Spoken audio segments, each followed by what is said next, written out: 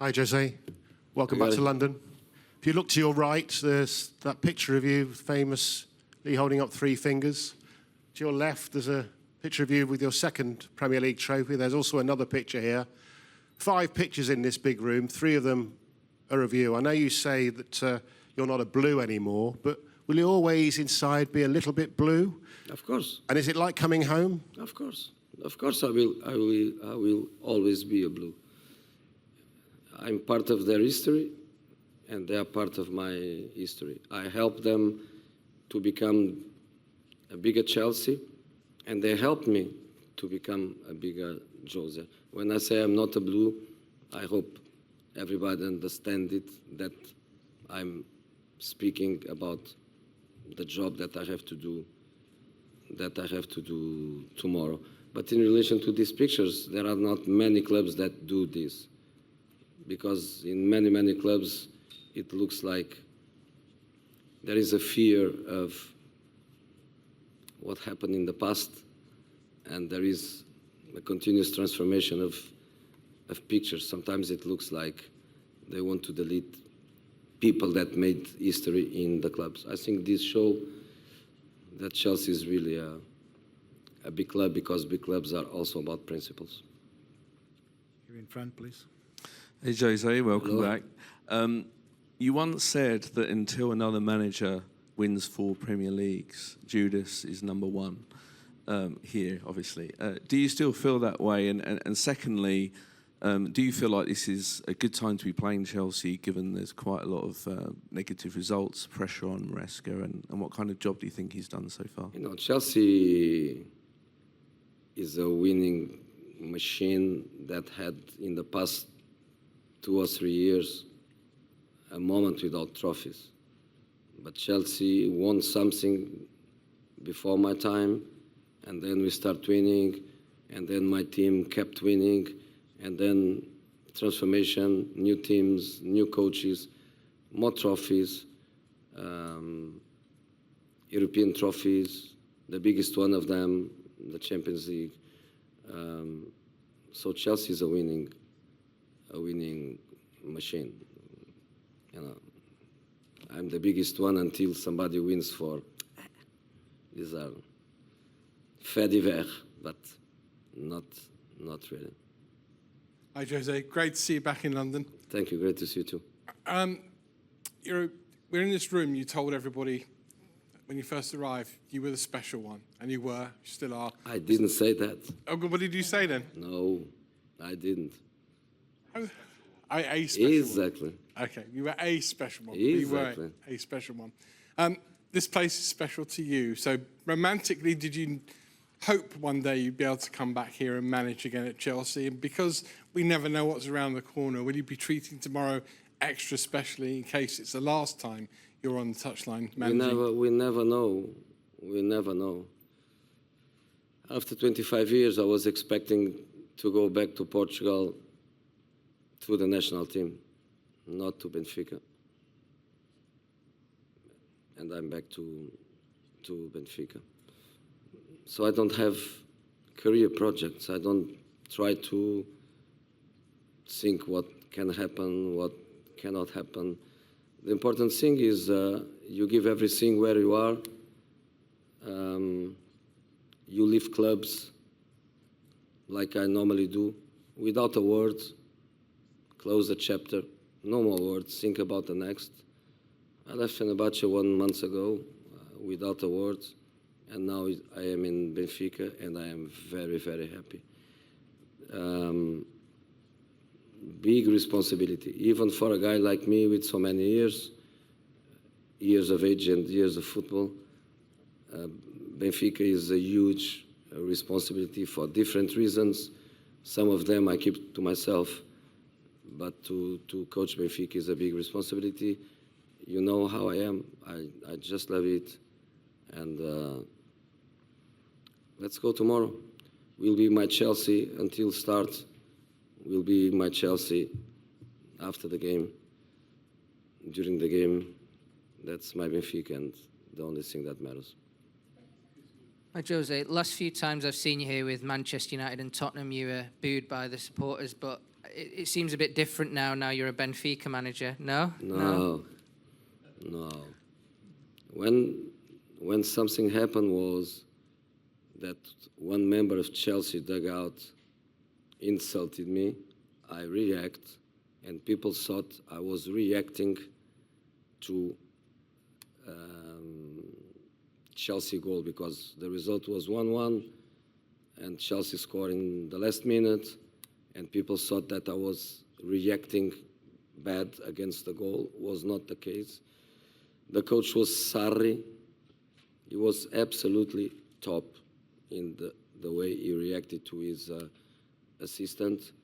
Also Chelsea was top in the way they dealt with it. And I was also top because Chelsea wanted to sack the guy, and I told no, not because something that happened in a football match. So leave the man in peace. On the bench, everybody can do shit things, and leave the guy in peace. So in the end, nothing happened. I don't think Chelsea fans boo me. At least on the street, they are the ones that disturb me all the time for pictures and autographs. So. Hi, Jose. Hello, guys. You just spoke about the fact that you helped Chelsea to become as big as they are, and they helped you to become as big as you are, and you helped each other. Therefore, in 2004, when you said yes to Chelsea, would you say that that was the best decision of your career as a coach? And also, just to add to that, if you were to have that chance now back then, if the project was now, would you make the same decision? You know, at that time, I had different options, even to the Premier League. It was Chelsea. It was a happy marriage. And the reason I come the second time is because, of course, I was so happy the first time. And as I was saying, I'm important in their history, and they are very important in my history. I think it was a fantastic decision that I made. But to say was the best, I can identify my worst decisions. That I can identify clearly. But good decisions, I had many. Jose, there's a case, there's an investigation going on at the moment about 74 charges. Some of that period covers the time that you were in charge. Would it be unfair to punish Chelsea, potentially strip them of titles that they won on the pitch for off-the-pitch offences?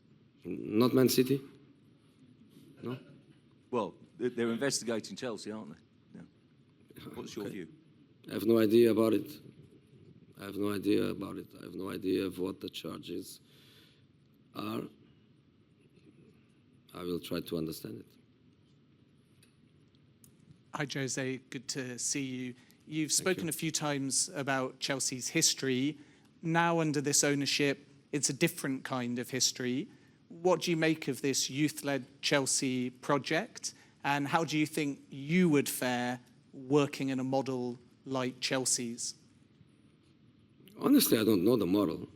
I never studied their model. There was a set period where even myself from the outside, I was putting some question marks because it looked like Chelsea lost her identity as a club. But what happened in the last season put things back on track. You know, I think they gave trust to Enzo. He brought his ideas. He fitted well with the philosophy they want to give to the club. The Conference League is an easy competition for a big club to win it. I did it with Roma. It's quite an easy competition to win for a big club. And then the Club World Cup, people can say, I also say, the Champions League is much more important. But that badge means a lot. It's the first time a club wins the Club World Cup. So congratulations to them, and I think that gives them a base of trust, a base of confidence. Even at the supporters level, I feel it. I leave 5 minutes ago from here. My son comes to the stadium almost every weekend. We know the Chelsea population, and the feeling is completely different. Was a period of disappointment, a period of doubts. In this moment is a period of happiness, a period of trust. So I think Chelsea is back on track. Last questions? Jose, this morning Joe Cole was speaking about you and compared you, or spoke about you, as Chelsea's Bill Shankly or Brian Clough. I wondered what you made of that. And also you've just said the Champions League is more important than the Club World Cup. Do you think this Chelsea team can win it? Joe Cole always speaks good about me. You know?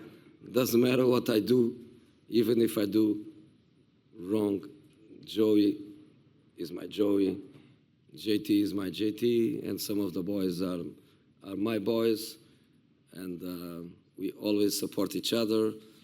And I also say that Joe Cole is the best pundit in the history, because this is something that you build and stays forever. So very nice from Joe to say that. Champions League is much more difficult to win than the Club World Cup. Of course it is, but Chelsea has the potential to do it.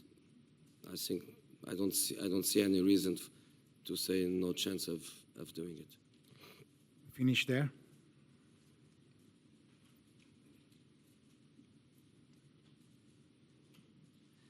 Thank you. Jose, they have asked you about the emotions about Benfica, but I want to know, as a person, how has Jose Mourinho and his experience has lived the last 11, 12 days, coming back to Portugal, going to the Estadio do Dragão, 2 days later being appointed head coach of Benfica, and now returning to the competition elite of UEFA Champions League, just to face the club that made you bigger and you made bigger, just as Chelsea. How has Jose Mourinho as a person lived this last couple of weeks and tomorrow in the Champions League? Thank you. As a person, nothing changed. And the fact that I am in Portugal and that the training ground is close to my house, nothing changed at all. I still sleep many times in the training ground, in the campus. I have so many things to do. I have no time to do. I even tell you something that for the Portuguese guys, maybe it's interesting. I only had one training session with the whole group together, because all the other training sessions is the group that played, the group that didn't play, the group that is in recovering, the group that is in development. So I don't have time for anything, just to try to prepare for matches and to play matches and to try to help the boys. Tomorrow we play, Wednesday we land in Lisbon. Will be the first day where I can tell the boys, go home and see you tomorrow. It will be the first time. So to come to clubs mid-season, I don't have big experience of it. It happened to me when I went to Benfica first time, when I went to Tottenham, only that. I don't have big experience on that, but it's very hard. It's very hard. So I don't even have time to think about myself. You can listen to my voice. Obrigado, thank you. Ciao, ciao.